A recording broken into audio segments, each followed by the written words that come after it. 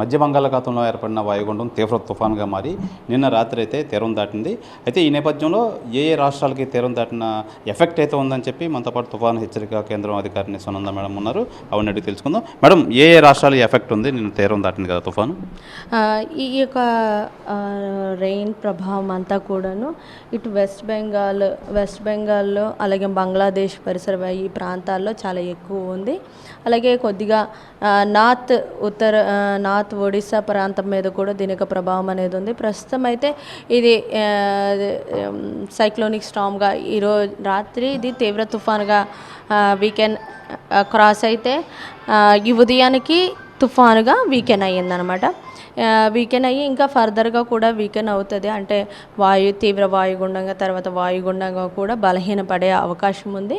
అయితే ప్రస్తుతం దీని యొక్క సంబంధించిన బ్యాండ్స్ అయితే మనం ఇక్కడ చూస్తున్నాము.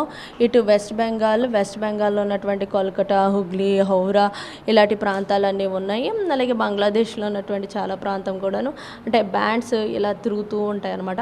సో ఎప్పుడు ఆ బ్యాండ్స్ వస్తాయో అప్పుడు బాగా రెయిన్ఫాల్ పడడానికి అవకాశం ఉంటుంది. ప్రస్తుతం ఇక్కడ అత్యంత భారీ వర్షాలు అనేవి నమోదయ్యడానికి అంటే భారీ నుంచి అతి భారీ అత్యంత భారీ వర్షం కూడా ఉంటుంది.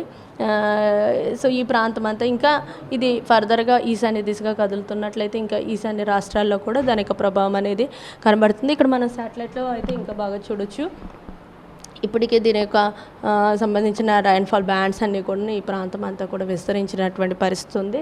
ఇంకా నార్త్ ఈస్ట్ దిశగా వెళ్ళే కొద్దీ కూడాను ఈ ప్రాంతాలన్నింటిలోనూ కూడా రైన్ఫాల్ అమౌంట్ పెరగడానికి ఉంది. అయితే డ్యూ కోర్స్లో అంటే ఇంకా కమింగ్ అవర్స్లో ఇది మరింత బలహీనపడడానికి అవకాశాలు అయితే కనబడుతూ ఉన్నాయి. ఆల్రెడీ నా బులెటిన్స్లో కూడా ఇది ఇండికేట్ చేయబడ్డది. మేడం, తీవ్ర తుఫాన్ తర్వాత తెలుగు రాష్ట్రాల్లో హీట్ టెంపరేచర్ అత్యధికంగా ఉష్ణోగ్రతలు నమోదవుతున్నాయి. ఇది ఎన్ని రోజులు ఉంటాయి, ఏం చెప్తారు? మనకి రానున్న 5 రోజులు కూడాను ఈ యొక్క టెంపరేచర్స్ అనేవి మరి ఉండే అవకాశం అయితే ఉంది. ఏంటంటే టెంపరేచర్స్ చాలా చోట్ల సాధారణం కన్నా కొంచెం ఎక్కువ కూడా రికార్డ్ అవడానికి అవకాశం ఉంది. ఇప్పటికే సౌత్ కోస్ట్లో ఆంధ్రప్రదేశ్లో కొద్దిగా టెంపరేచర్స్ పెరిగినటువంటి పరిస్థితి ఉంది. ఇంకా అంటే అక్కడ ఈవెన్ దో పెరిగినా కూడా సాధారణమైనటువంటి టెంపరేచర్ అని చెప్పుకోవచ్చు. అయితే సాధారణం మీద ఇంకా 2 to 3 degrees కూడా పెరగడానికి అయితే అవకాశాలు అయితే కనబడుతున్నాయి. రానున్న మరి 4 రోజులు కూడాను అంటే ఈ యొక్క టెంపరేచర్స్ అనేవి పగటి ఉష్ణోగ్రతలు గ్రాడ్యువల్గా పెరుగుతాయి.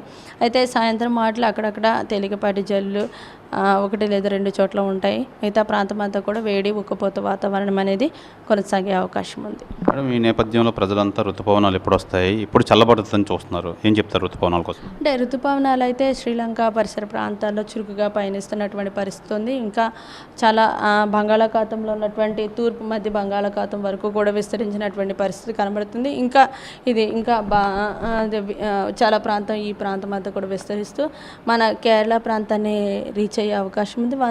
కేరళని వచ్చిన తర్వాత మనకు కూడా ఈ యొక్క ఋతుపవనాలు వ్యాపించడానికి అవకాశాలు అయితే ఉన్నాయి.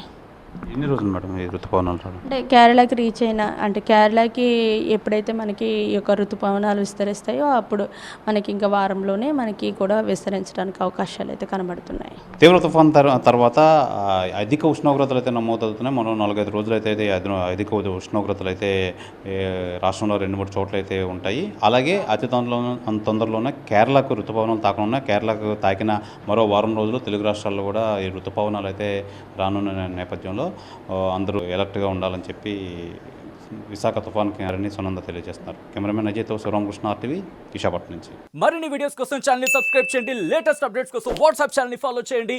అండ్ లింక్ డిస్క్రిప్షన్ లో ఉంది.